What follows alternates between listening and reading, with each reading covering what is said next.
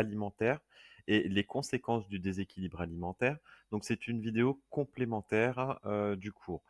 Alors, dans le cours, on a vu que l'équilibre alimentaire, pour prévenir des risques liés au déséquilibre alimentaire, il y avait des mesures collectives, des mesures de prévention collective qui existaient, et notamment le PNNS, le Plan National Nutrition Santé.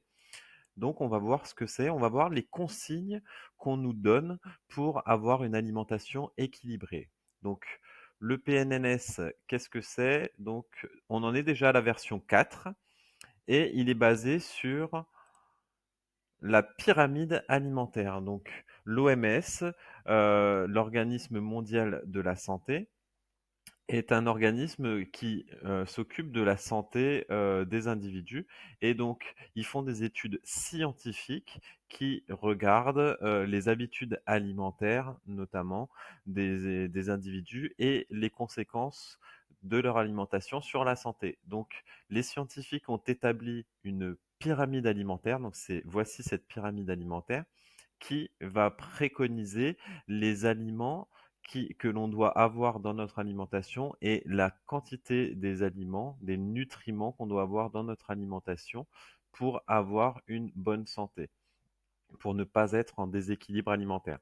Alors, dans la pyramide alimentaire, ce qu'on voit à la base, c'est l'activité physique. Alors, effectivement, il est essentiel d'avoir une bonne activité physique régulière, de faire environ, donc ici c'est écrit 30 minutes de marche rapide ou l'équivalent par jour pour préserver notre santé et préserver notamment notre système cardiovasculaire. Alors, la base de la pyramide alimentaire.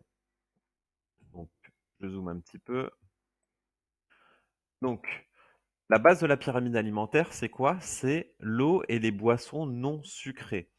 Alors, donc, l'eau du robinet, l'eau en bouteille, l'eau filtrée, le thé et pourquoi est-ce que l'eau, c'est la base de notre alimentation? Parce que notre organisme est constitué en majorité, en plus grande partie d'eau. Si on ne boit pas d'eau, en 3 jours, on meurt. Donc l'eau est vraiment essentielle pour notre santé. Quand on vous dit il faut boire tous les jours entre 2 et 3 litres, ça dépend des conditions de l'environnement et de votre activité physique et de votre physiologie, ça dépend de plein de choses, mais les recommandations, c'est entre 2 et 3 litres d'eau par jour. C'est vraiment essentiel. Et quand on vous dit de boire de l'eau, c'est de l'eau, pas de l'eau sucrée, pas du jus, parce que le jus a plus de sucre et voire autant de sucre que du coca. Donc, il faut boire de l'eau pendant les repas, il faut boire de l'eau. Donc, c'est vraiment la base à tous les repas, il faut boire de l'eau, entre les repas, il faut boire de l'eau. Ensuite, après l'eau, une des bases de la pyramide alimentaire, ce sont les fruits et les légumes. Donc, on nous préconise 5 portions par jour. Donc, une portion, c'est l'équivalent à peu près d'une poignée de fruits et légumes par jour. Donc, on nous dit d'en consommer 5 par jour. Alors que ce soit sous forme congelée, conserve, frais, le plus important, c'est d'avoir ces 5 portions de fruits par jour. On va chercher quoi dans les fruits? On va chercher toutes les vitamines, tous les nutriments essentiels pour notre organisme, les fibres alimentaires, les minéraux, tout ça, ça va être présent dans les fruits et les légumes. Donc, que ce soit cru, cuit, c'est comme vous voulez, mais il faut absolument 5 portions de fruits ou légumes par jour. Donc, après les fruits et les légumes, qu'est-ce qui est le plus important? Ce sont les féculents. Les féculents, c'est des sucres complexes. C'est des sucres qui vont mettre plusieurs heures à être assimilés, à être transformés en nutriments, donc en sucre simple par votre organisme. Et l'avantage, c'est que ça va vous tenir au ventre et en mangeant des féculents à tous vos repas, vous allez avoir un sentiment de satiété. Donc, vous n'allez pas avoir faim immédiatement après le repas et vous allez avoir un apport d'énergie pendant plusieurs heures après le repas et ça va vous permettre de tenir jusqu'au prochain repas. Donc, les préconisations, ce sont à chaque repas, donc privilégier les céréales complètes. Pourquoi on va privilégier les céréales complets aux céréales blancs? Donc le pain complet plutôt que du pain blanc, les pâtes complètes plutôt que du pain blanc parce que dans les céréales complètes, il y a des fibres alimentaires et les fibres alimentaires sont des bons nutriments qui vont nous permettre d'avoir une bonne digestion et de stimuler notre système immunitaire.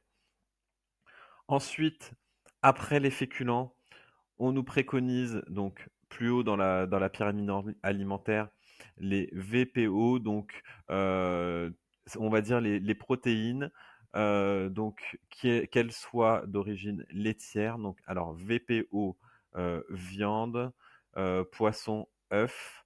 On va mettre aussi des laitages, donc produits laitiers et alternatives végétales enrichis en calcium.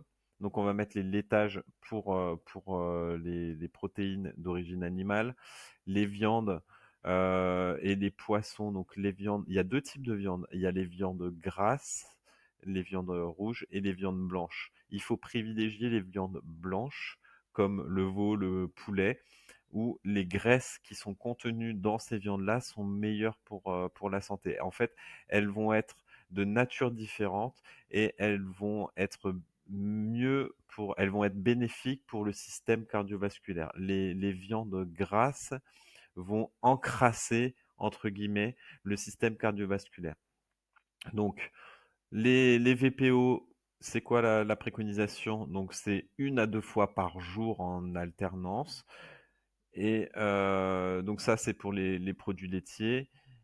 Et on va dire tous les VPO, une à deux fois, enfin une à trois fois par jour entre produits laitiers et viande, que ce soit les œufs, les viandes grasses ou les viandes maigres. Donc en privilégiant les viandes maigres avec le moins possible de matière grasse. Ensuite, après les VPO, il y a les matières grasses ajoutées et oléagineux. Donc, les matières grasses ajoutées, ça va être les matières grasses d'origine animale ou d'origine végétale. Donc, le beurre, c'est une matière grasse d'origine animale. Toutes les huiles, colza, olive, tournesol, toutes les huiles des fruits à coque, et donc, bien sûr, consommer des fruits à coque naturellement sans qu'ils soient pressés en huile. Il faut en consommer parce que il faut absolument dans notre alimentation, pour un équilibre alimentaire, il faut des lipides, donc des graisses. Mais il ne faut pas en consommer de trop, sinon on va stocker les graisses dans notre organisme et on va là aussi euh, détériorer notre système cardiovasculaire. Donc la préconisation, c'est modérément et varier les sources enfin les sources alimentaires pour les lipides, donc pour les matières grasses. Dernier, tout en haut de la pyramide alimentaire, qu'est-ce qu'on va retrouver? On va retrouver tous les aliments qui ne sont pas des aliments en fait. Tout ce qu'on va consommer et qui va être mauvais pour notre organisme en fait, qui vont avoir une mauvaise valeur nutritive.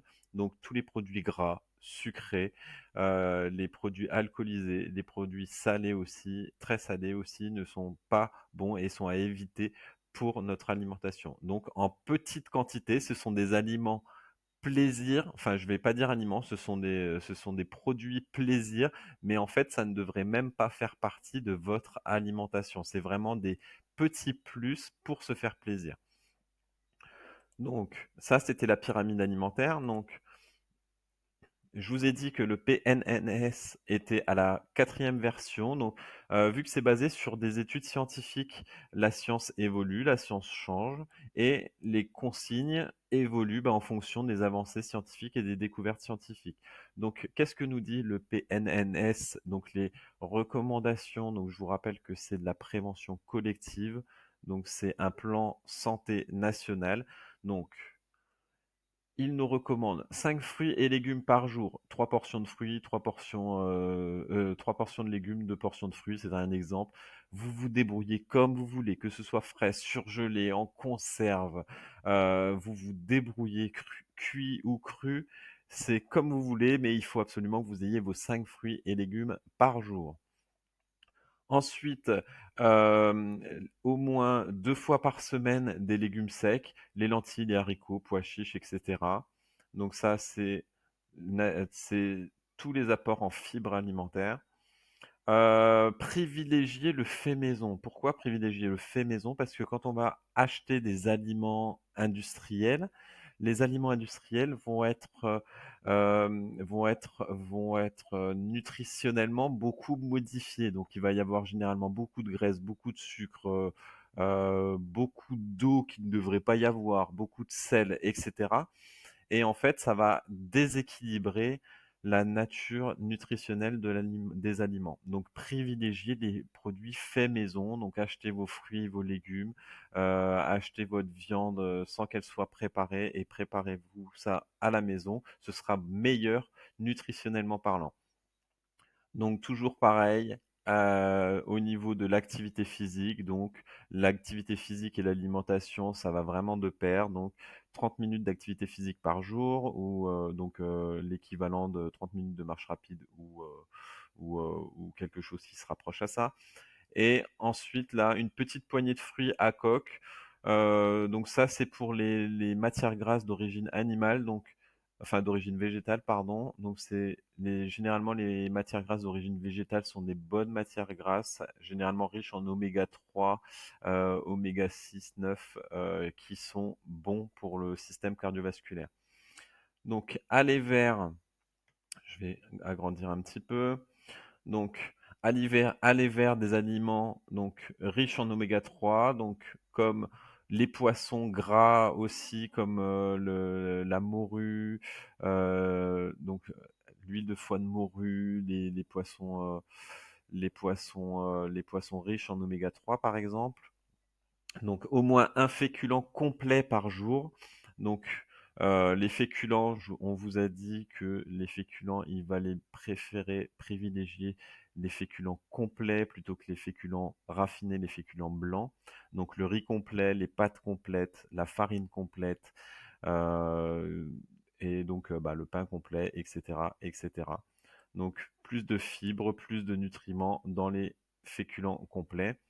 2 produits laitiers par jour pour l'apport en protéines, en calcium aussi, et privilégier les huiles de colza, de noix et d'olive. Donc ça, c'est pour l'apport, les huiles végétales, donc avec un ratio important en oméga 3, oméga 6, oméga 9. Et qu'est-ce qu'il faut réduire donc dans notre alimentation? Donc il faut réduire absolument les boissons sucrées, les aliments gras, sucrés, salés, ultra transformés.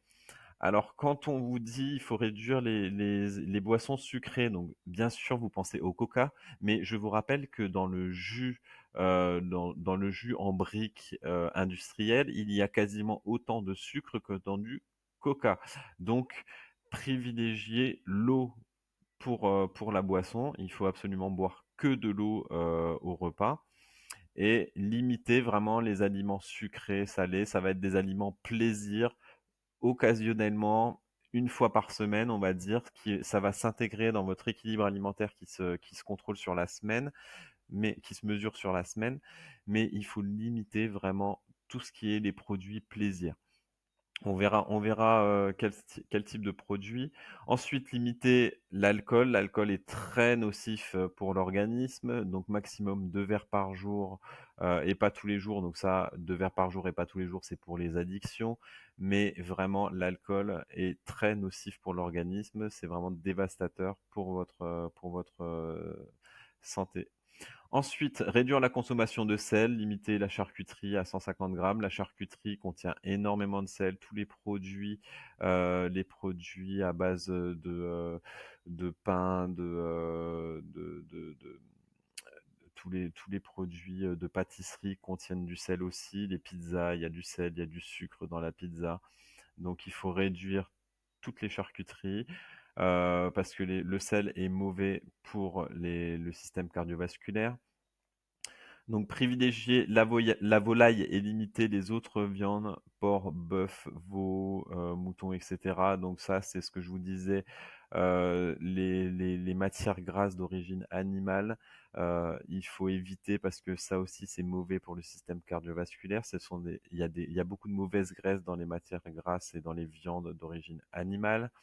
Et ne restez pas assis trop longtemps, prenez le temps de marcher, donc ça aussi, activité physique. Un petit point sur le Nutri-Score.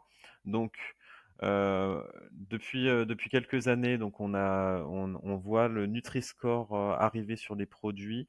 Donc en fait, c'est un indice nutritionnel. Donc est-ce que cet aliment, heu, est bénéfique, pour les apports nutritionnels dans mon alimentation ou pas? Donc en vert, en A, B, on va retrouver les aliments avec des valeurs nutritionnelles qui sont importantes pour, notre alimentation, qui sont, bénéfiques pour notre alimentation. En C, on va retrouver des Nutri-Score, moyens, à consommer, mais pas trop. Et D, Nutri-Score D et E, c'est vraiment les aliments plaisir à consommer avec parcimonie, de temps en temps, vraiment pour se faire plaisir.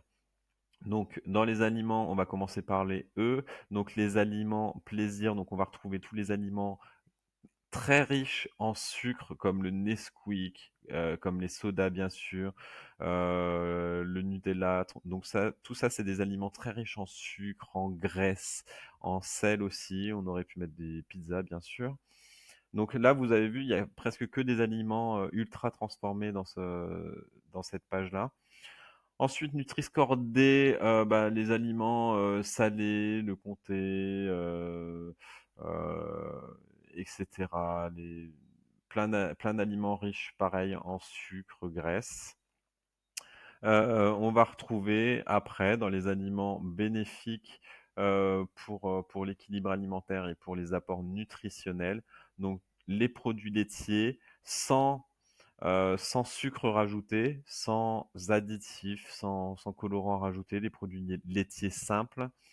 Les fruits, qu'ils soient sous forme de compote, sous forme de conserve, les légumes, là aussi, le poisson surgelé aussi a un bon score nutritionnel, et tout ce qui est légumes, féculents, légumes secs, féculents, et l'eau, bien entendu. Donc bien sûr, les féculents, privilégier les féculents avec comment? Les féculents plutôt complets que les féculents blancs. Donc, je vous remercie d'avoir suivi cette vidéo. N'hésitez pas à vous abonner pour suivre les prochaines vidéos que je posterai sur la chaîne. Merci, bonne révision à vous. Au revoir.